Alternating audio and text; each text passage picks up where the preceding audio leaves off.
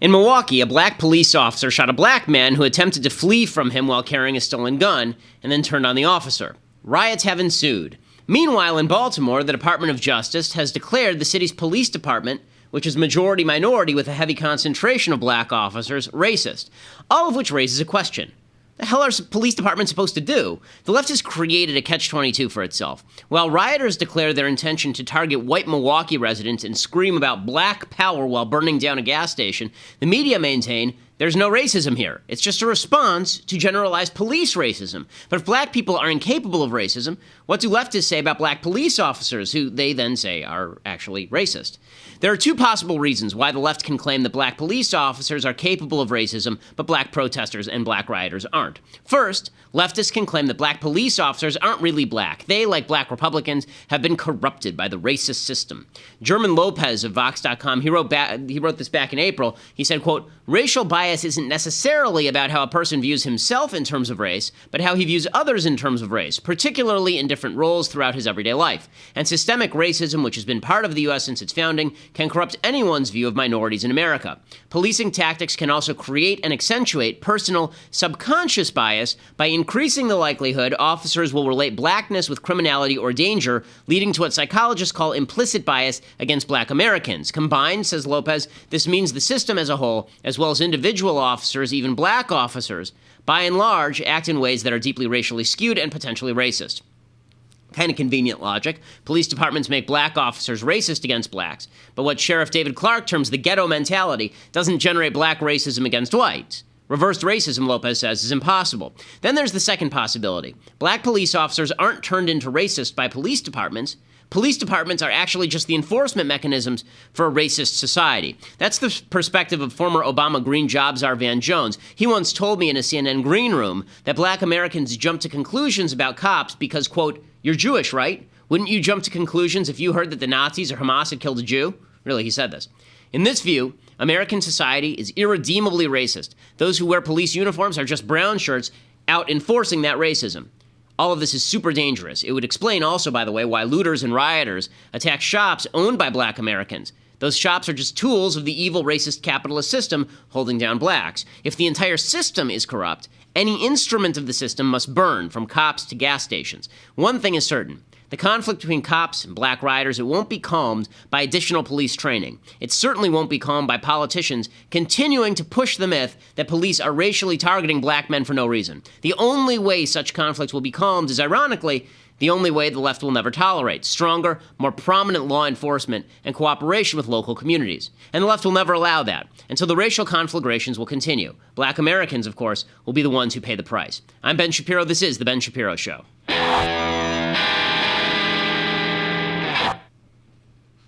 All right, so we have a brand new advertiser we want to talk to you about, FrameBridge. Okay, this is a fantastic company.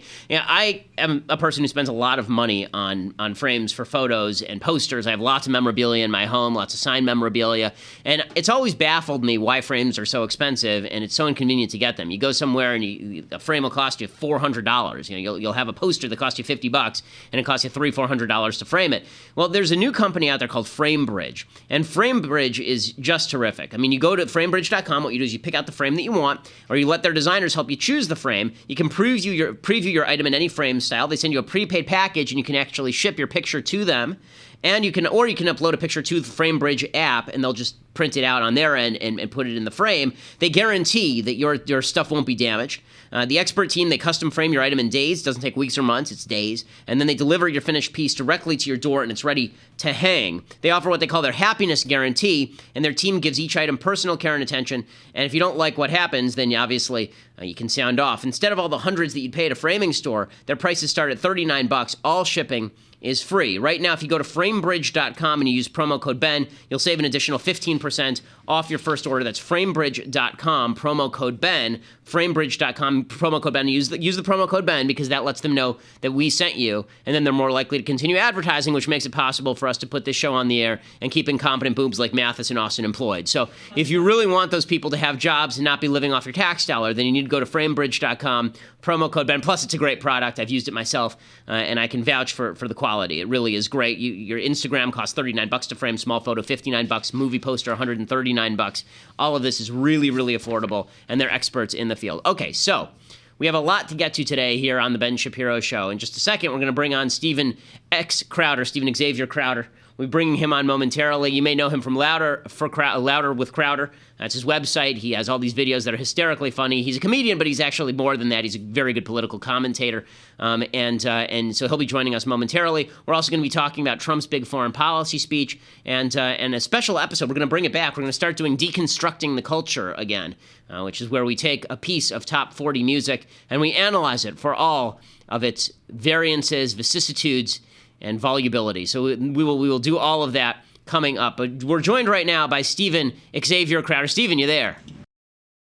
I am here. I'm sorry, I look like a bum post-gym. I was doing a callback to when I first had you on my show, and this was primetime propaganda, and I had just come back from the gym, and I got so many comments about it, I figured, let's go with it. I mean, honestly, I wish I could tell the difference, but unfortunately, I am incapable of doing so. So that was a layup. I knew it going into it. Yeah, you kind of see that one coming. Well, you throw the softball, you got to hit the softball. Okay, so Stephen, you have a new video that's coming out in a couple of days. I just want you to preview that a little bit. This is kind of a different style of video for you. What is it? Yeah, so we created the Citizens Coalition for Common Sense Gun Reform, CCC-GSR for short, and we actually had to get permission from the mayor. We had to hire local police force. We had to get all kinds of permits to set up a tent with over a dozen firearms, actual firearms, unloaded on a table, and created these petitions for people to lobby the government for sensible, common sense gun control laws. And the goal is not like, a lot of these gotcha videos where it's just, they're so stupid, but how gravely concerning it is that people know nothing about firearms, and you and I know this as firearm owners, but are so quickly willing to give the reins over to government to control things about which they have no idea. So this is, it's going to be a longer video, probably 15, 20 minutes, because we wanted to jam pack in there for the viewer all the things they may not know, like what a semi-automatic is, what an assault weapon is, what a clip is versus, the actual term of magazine. So little pop-ups kind of like VH1, those shows they do, so people can get everything they need to know about the current gun debate, because, as we go into a very likely Hillary Clinton presidency and Supreme Court, the language really matters. Yeah, it absolutely does. And I'm glad that you're doing that. Actually, Stephen's videos that I like the best, folks, are the ones where they're heavily informational. His Detroit video, if you've never seen his video where he goes to Detroit and just walks around the city and it looks like the zombie apocalypse, it's an amazing video. And so if you want to take a look at his video, that'll be out in a couple of days, and obviously we'll push it up on our page. What's funny about that video?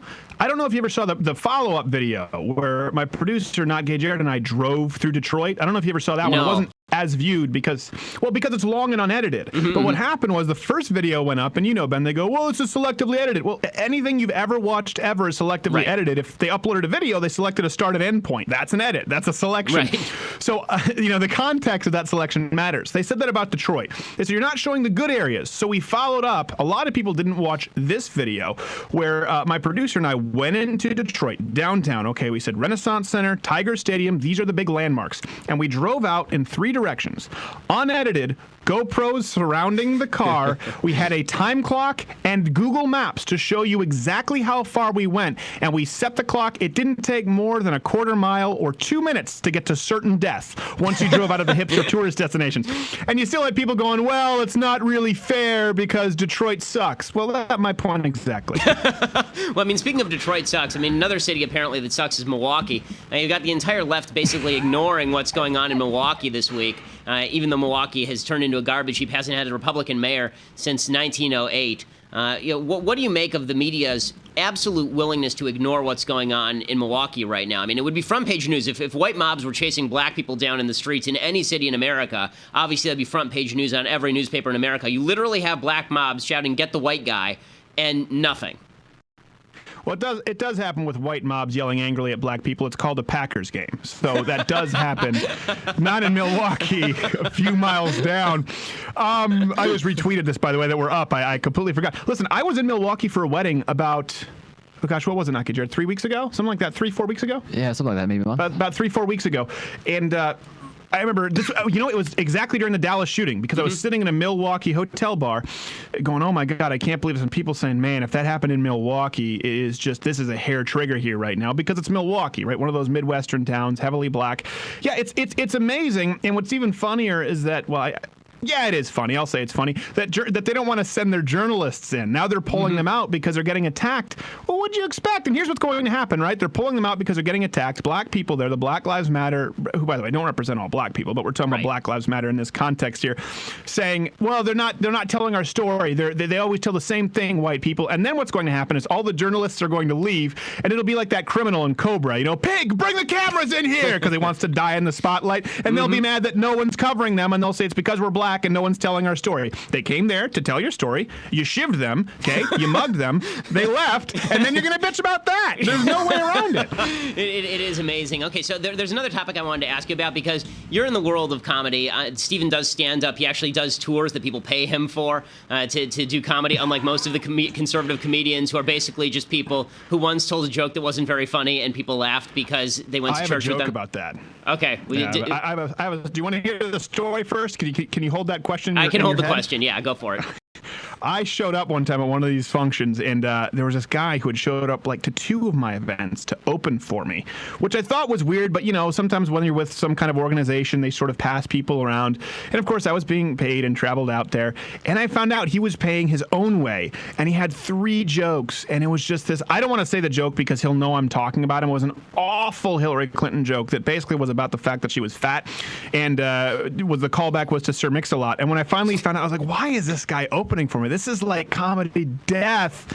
And then they were like, well, he's great. He pays his way. And I was like, oh, okay, that makes sense. So it is frustrating. I've actually put all of it on the back burner until probably next year, because we're building a new studio and set. But yes, my background is comedy. Sorry, go ahead with your question. Okay, question is, they just got rid of that fellow whose name I've already forgotten on Comedy Central. Larry Wilmore. Larry Wilmore. Yeah, they just got rid of Larry Wilmore, who's legitimately comedy Ebola. I mean, he just, every time he approaches comedy, he infects it, and the comedy just starts crapping out its bowels and bleeding from every orifice. And they got rid of him on Comedy Central. Orify.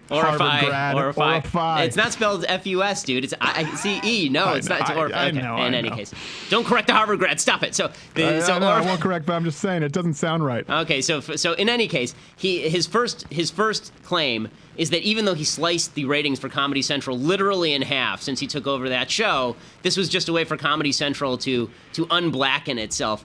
What do you make of the future of comedy? Because I don't have a lot of hope here. It's becoming so politicized that there's nothing that's funny anymore. I don't even know if I would use the word future. Also, something I love for people listening right now or watching Ben Shapiro, he takes a point that someone would take, which would be less intelligent, because they would say he's literally comedy Ebola, and Ben just needs to change the word and say legitimately comedy Ebola, and it works, and it's no longer inaccurate. So please take note. I didn't know he was doing the whole black thing. I mean, listen, they have him, they have Trevor Noah, and then you have at TBS, you have Samantha Bee. Here's the deal. I've always said that Jon Stewart was funny. I think Stephen Colbert can be funny. I think Conan O'Brien is one of the best comedic writers in decades. I think he's absolutely hysterical. I really do, and I know he's far left. I think Samantha Bee is so... I don't use the word offensive. She is offensively unfunny. Yeah. She is aggressively unfunny. Larry Wilmore was kind of inconsequential, so I don't even think about him enough to have an opinion on him. That's probably why he was fired. Here's the deal with comedy. I was talking about this with Andrew Klavan. A lot of the time you see this with reporters, even if you watch cable news, right? They go on and, Hillary Clinton wants open borders. Donald Trump wants a wall. Which do you prefer? They're just sort of taking people who are smart enough. I know this sounds conspiratorial. Smart enough, good enough, but they can control. You know this and I know this, right? We work in the media. They want people who play ball. I'm not saying there's some puppet master pulling the strings, but they do pick people who they know are going to be easier to work with. And with comedy, if you're a great comedian, if you're like a Nick DiPaolo or a Bill Burr or Joe Rogan, in 2016, you go off and you do your own thing. You make more from doing a podcast. You get to directly interact with your audience.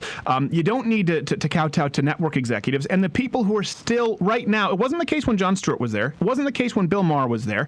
But now, the people who tend to be put in those positions aren't necessarily the best comedians. They're the ones who are willing to play ball. Case in point, look at SNL. You could fill those slots with people from YouTube or from the podcast world. Now, there's a lot of hacks. You and I, there's just so much trash on the internet.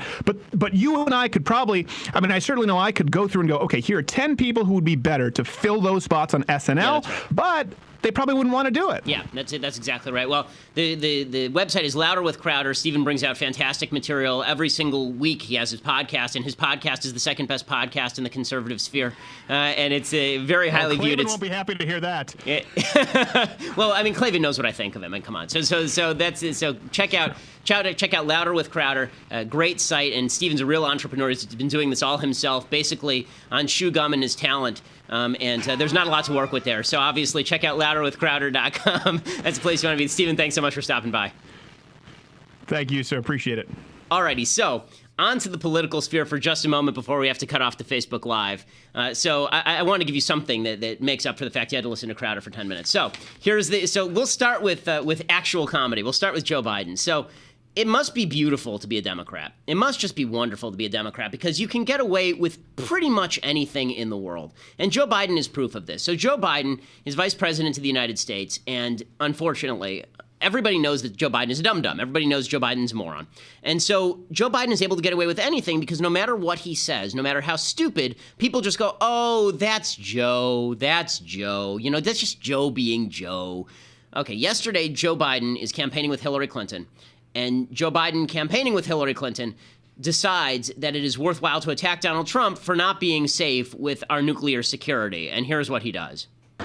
Someone who lacks this judgment cannot be trusted. There's a guy that follows me, right back here, has the nuclear codes.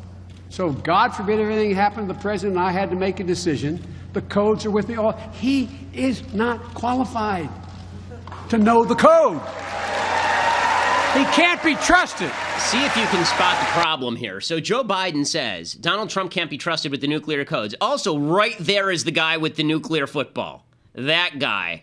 So if you're going to attack somebody and take the nuclear, he's right there. You see him. He's got the blue eyes, the black hair. Like, you're not supposed to do that. You're not supposed to identify the guy with the nuclear football, you idiot. But Joe Biden does this all the time. Back in 2011, if you recall, Joe Biden went out there and did an event with the media where he specifically named the Navy SEALs as the people behind the killing of bin Laden. Navy SEALs immediately began pulling down their Facebook profiles because they figured now they'd be targeted. And sure enough, a couple of weeks later, there was a helicopter that was filled with 30 members of the U.S. military that was shot down in Afghanistan. 25 of them were Navy SEAls, and members of the SEAL families were saying, well, partially this is Joe Biden's fault, but the media just said, oh, well, he's stupid, so he gets away with it. This is the beauty of being a Democrat. No matter what, if you're a Democrat, you get away with it. Another example, Joe Biden, same speech. Joe Biden says about Trump something that's utterly ridiculous. I mean, utterly unthinkably ridiculous. Look, folks, these are not isolated examples. He's even showered praise on Saddam Hussein, one of the vilest dictators of the 20th century, a man who repeatedly backed terror attacks against Israel because he was supposedly, the reason he admires him, he was a killer of terrorists. That's why he likes Saddam. He would have loved Stalin. He would have loved Stalin. Okay, he would have loved Stalin. He would have loved Stalin. Couple of things here. One, Stalin, okay, the idea that Trump would have loved Stalin, I'd like to see the evidence of that. Yeah, he likes Putin. He's said about Saddam Hussein that Saddam Hussein killed terrorists, which is not true. But I'm pretty sure that's different than Stalin, who legitimately murdered tens of millions of his own people. I mean, put like 20 to 30 million people in gulags, killed 6 million Ukrainians through starvation policies. And the idea that Trump would have been there cheerleading Stalin is ridiculous. What's even more ridiculous, and this is actually kind of telling, what's even more ridiculous is that it's Joe Biden saying that Trump would have liked Stalin. Let's go back in history for a second. There was only one side of the political aisle that actually liked Joseph Stalin back in the 1930s. There's only one side of the political aisle that thought that Joseph Stalin was a great leader back in the 1930s. That was the political left. That was the political left. The political left thought Stalin was fantastic. They thought Stalin was just great. There was a journalist for the New York Times who won the Pulitzer Prize, Walter Duranty, for talking about how Stalin was just the greatest leader ever. He went to the Soviet Union. They hid all of the starvation from him. He said, I've seen the future and it works. Meanwhile, Stalin was out there purging everybody who disagreed with him bringing them out there and just literally shooting them or shipping them off to gulags. They had a room in the Russian security center called the Lubyanka where the floor was actually slanted downward. It was slanted downward in the back, so when people were shot, the blood would run to the back of the room and they could clean the floor. That's how many people were being shot. People were routinely being brought in and murdered in the Soviet Union, and the American left was playing nice with the Soviet Union. The American left was playing ball with the Soviet Union. The American left was saying Stalin was a new kind of leader, communism was a new kind of ideology, communism was something that was actually quite wonderful and warm. So if we're going to talk about the idea that Stalin would be liked by any side of the political aisle, it would have been the left. I mean, the left still goes soft on communism. I mean, it was Barack Obama who just a few months ago decided it was imperative that we kowtow to Fidel Castro in Cuba. Fidel Castro kills his dissidents. Fidel Castro imprisons dissidents. But again, this is what happens, and it's really amazing how the left is capable of rewriting history.